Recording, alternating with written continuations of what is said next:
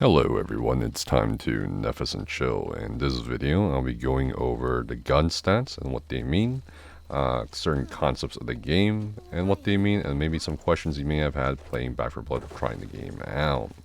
If you're still not sure whether you want to try the game out or even buy it, definitely check out my review video on the channel, or if you are struggling with building a deck or kind of don't know what to do with some, like, say, Doc. I also have a build out for Veteran plus difficulty at the moment. A lot of people have been asking me for Nightmare difficulty stuff, but that's going to be more team-based stuff too. Just a heads up. And I'm still working on my Nightmare progression. Haven't done everything on Nightmare yet, so just kind of wait a little bit. But you can catch me on my streams at twitch.tv/NefisQS if you're interested in that kind of stuff.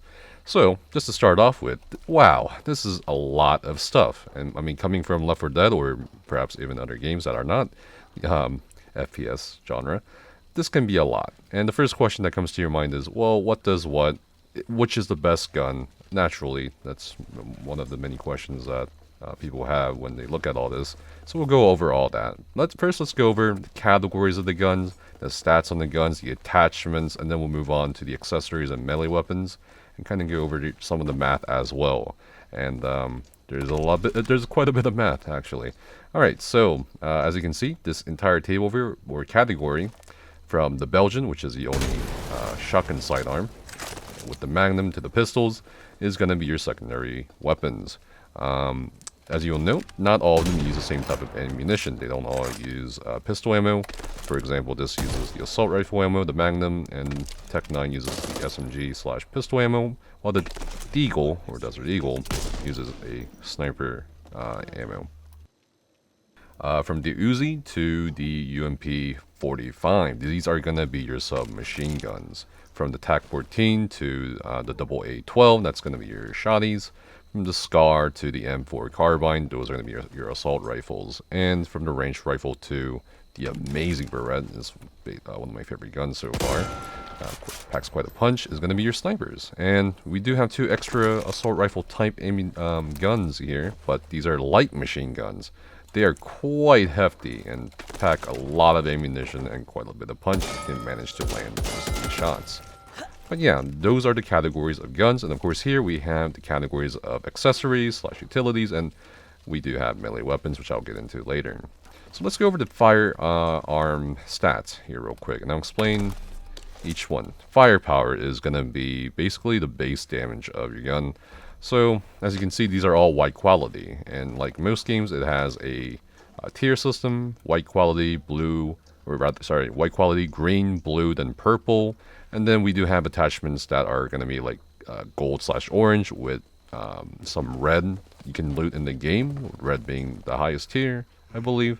And yeah, so let's go over the stats. So 56 firepower, or firepower in general. Mathematically, it's kind of weird. I'll kind of go over here, actually, just demonstrate. So mathematically, it doesn't seem that very effective. So the ACOG is going to give us 4% more damage. 13 on the body, 13 on, 13 on the head, 13 on the body. And this was the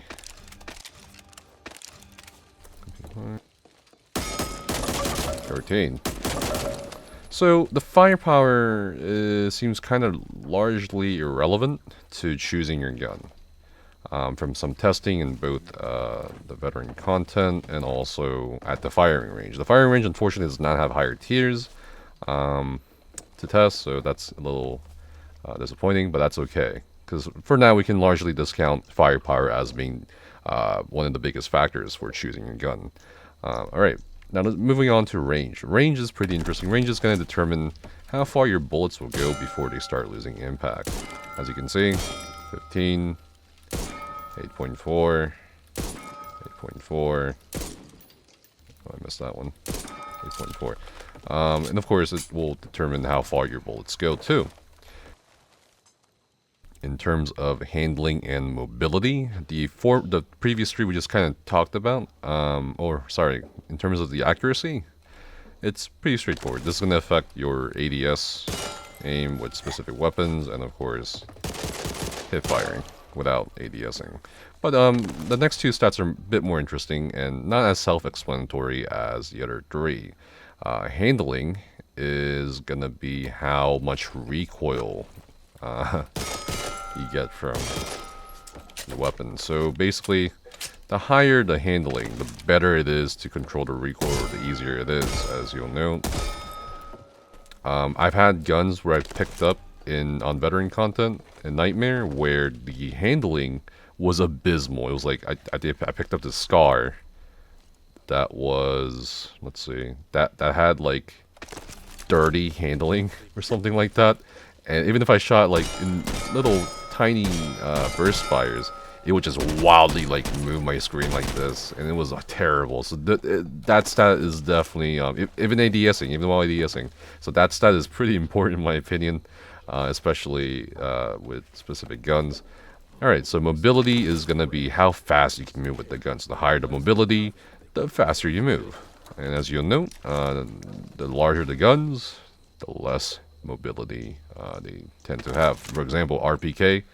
That's 40 mobility compared to 90 mobility to Super 90. So I'm going to compare the speeds here real quick. So this is me just sprinting with the RPK. And then walking back with the RPK.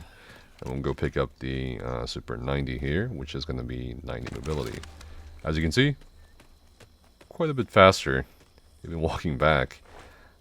And note that the speed of the gun will only affect, or the mobility rating of the gun will only affect your movement speed while you have this gun out or brandished down. So, for example, a really smart thing to do is, let's say I have an RPK. Gonna make me really slow, running away from special infected or whatever. Instead, what I want to do is swap to a secondary weapon, which is gonna be bound to be lighter, whether it's a melee weapon or a pistol, and this will let you move faster. So, neat tip there. Okay. And let's talk about attachments now that we've gone over the gun stats here. Attachments. Pretty straightforward as well. They are basically modifiers for the stats on your gun, in addition to some other accessory improvements such as magnification. You can see further. So we'll go over these. So high zoom scope, that gives you, I believe, plus 4% firepower. Again, kind of ignore that firepower because it's kind of irrelevant. From testing, it has 4 times magnification and plus 5% weak spot damage. Weak spot damage is additive in this game, and this is a very good thing. This is a very good thing for damage modifiers. It's not multiplicative, it's additive. What this means is instead of doing the weak spot damage, which is going to be a base 100% damage. So for example, if you're hitting the body of a zombie, you're doing 10 damage, let's say. If you're going to be hitting their weak spot, which could be on the head or on the arm, whatever, it's going to be doing 20 damage. So that's going to be your base damage for, weak spots. Treat it kind of like as a crit hit. But basically, that's the weak spot damage, and the weak spot damage modifier is additive. Basically, what this means is if you do 100% base weak spot damage, you're going to do 105% weak spot damage with the high zoom scope. And instead of doing 100% times 5% times of the damage. So that's a good thing. So really, really good modifier. The next one we're going to talk about is Hollow Sight. Again, pretty self-explanatory. It's going to add to your mobility rating and make you go faster, even when you're not doing ADS. For ACOG, it's going to be the same thing as a high zoom scope, just add a 2 times magnification if you don't want to zoom that far away. We also have the laser sight, and this is really, really helpful for not just ADS obviously, but also for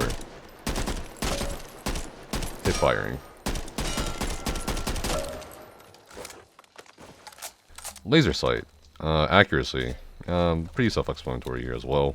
It's just going to add to your accuracy rating in terms of hip firing and ADSing. And with the laser sight and the accuracy thing, it's a little better, but it doesn't seem to be that much of a difference in my opinion so far from playing the game. But we also do have the long barrel, more effective range, suppressor, and suppressor, I've really enjoyed the suppressor in this game. Feels nice, sounds nice, and is highly effective on specific weapons. A lot of players seem to underestimate how much noise they make with their guns, and noise matters a lot in this game in terms of alerting special infected that spawned, or even nearby ridden zombies that are just kind of casually loitering around. So suppressor is pretty nice, and the bonus modifier here is going to be doing 25% more base damage to them before they are aware, and this is really helpful actually for things like bruisers or retchers that aren't yet aware of where you are. So you can definitely snipe their weak spots. You get a free nice huge hidden.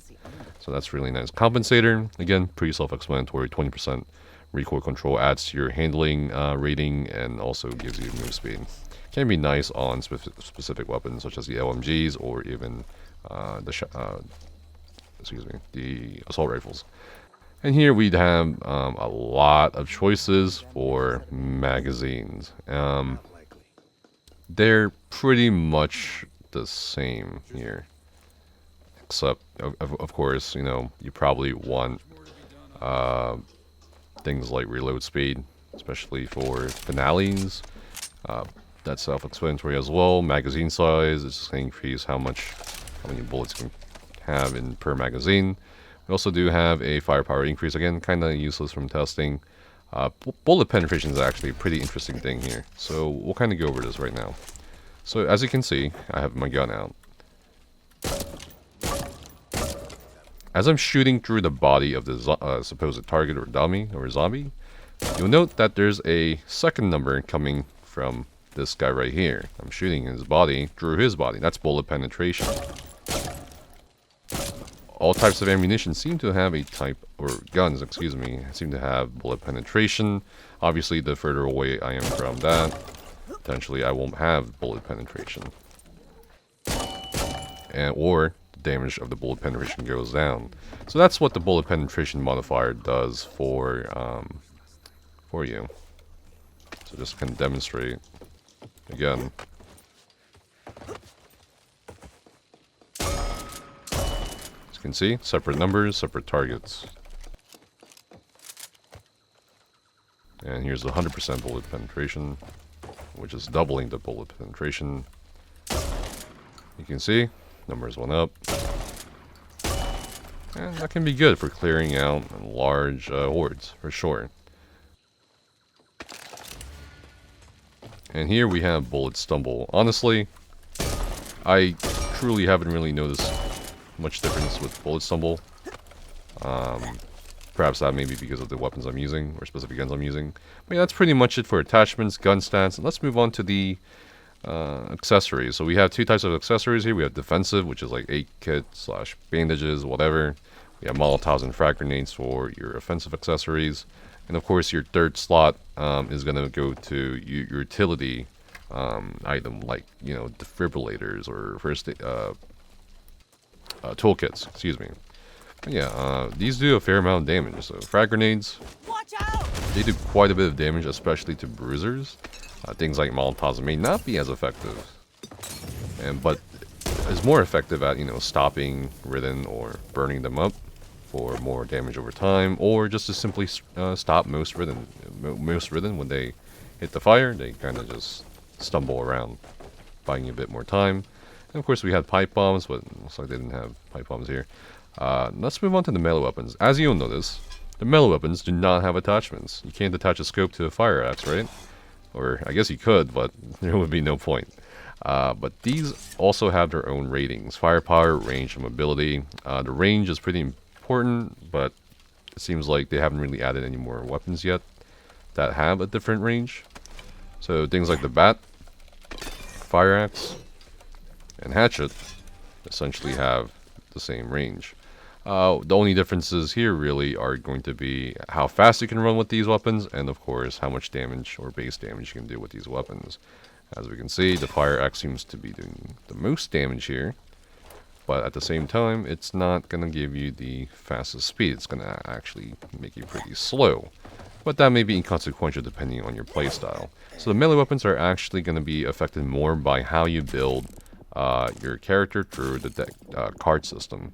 So there will be cards that will affect, you can do more damage while you can do more damage with melee weapons, you can restore more stamina faster, you can have more stamina, etc, etc. Which is a nice segue into the deck system and explaining their stats here.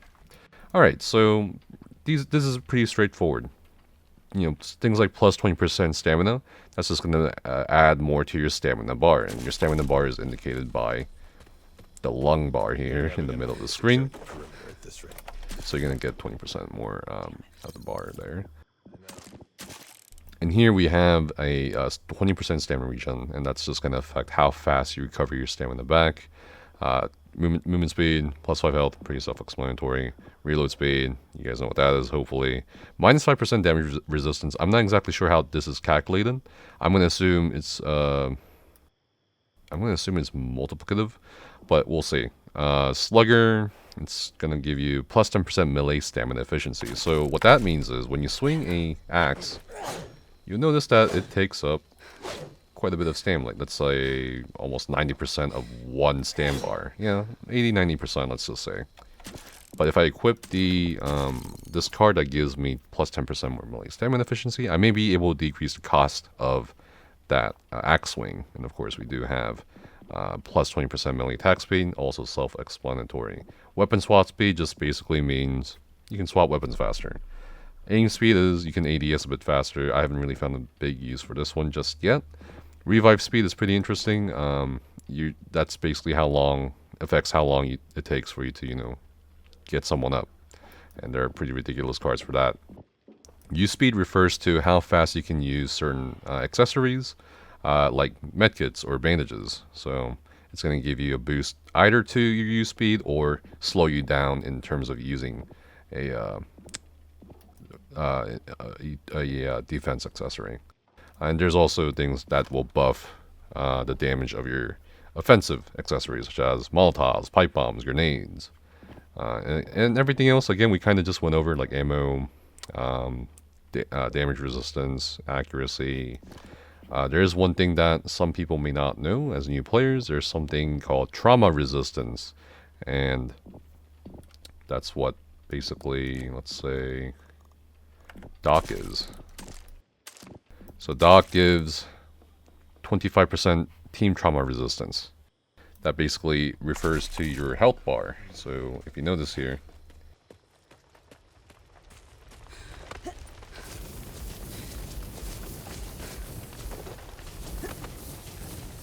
being cooked. Okay, so trauma refers to the dark red, kind of striped bar.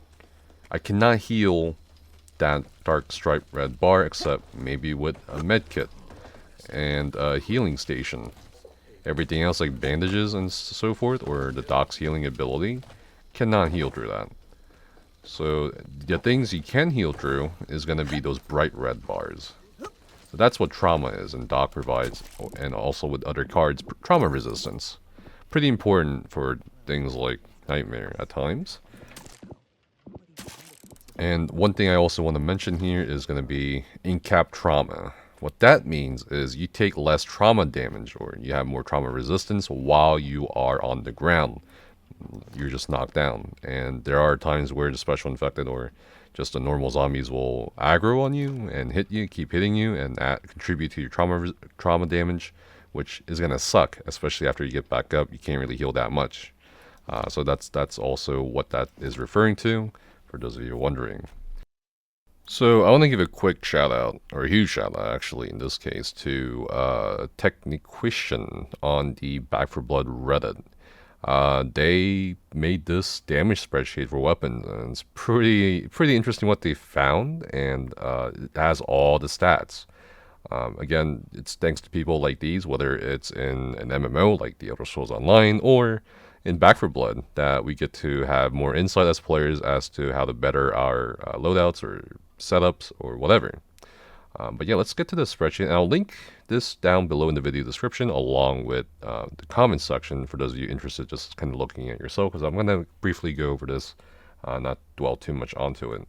But again, you can see that they've calculated quite a lot of things, including DPS over one clip. They've also looked at the rate of fire, which is going to, of course, correlate with DPS. For example, here, this is going to be the AA12 doing 345 DPS at a rate of 5 shots per second over one clip. So things like that are pretty nice to see. We also do have base reload times, because remember, they probably just did this for the most part at the firing range, and we don't have the, as I say here, done with common weapons. We don't have the purple, we don't have the blue, we don't have the green tier weapons. I'm not sure why, because I'm pretty sure there were purple tier weapons on the beta at the very least. So hopefully they add more tiers to the training grounds so we can test a bit more. We also do have a note here that firepower, again, I also tested this separately before I even saw this spreadsheet, because I was curious what was the best gun to use. I was going to make a video about, oh, what's the best gun? And I literally, like, I was looking at firepower and the modifier for firepower. It's like, well, it doesn't seem to make any difference. But yeah, they even know here firepower is a useless stat, since it bakes into a lot of variables, including stumble and weak point damage. It's really not helpful to anyone trying to actually use numbers to predict how much. Yeah, basically, as we saw with, as I explained with the weak point damage, and of course, kind of just showing you briefly the stumble modifier, which didn't really do much either, in my opinion. Firepower is, I don't know what's going on with that stat, so don't ignore firepower is basically what I'm saying.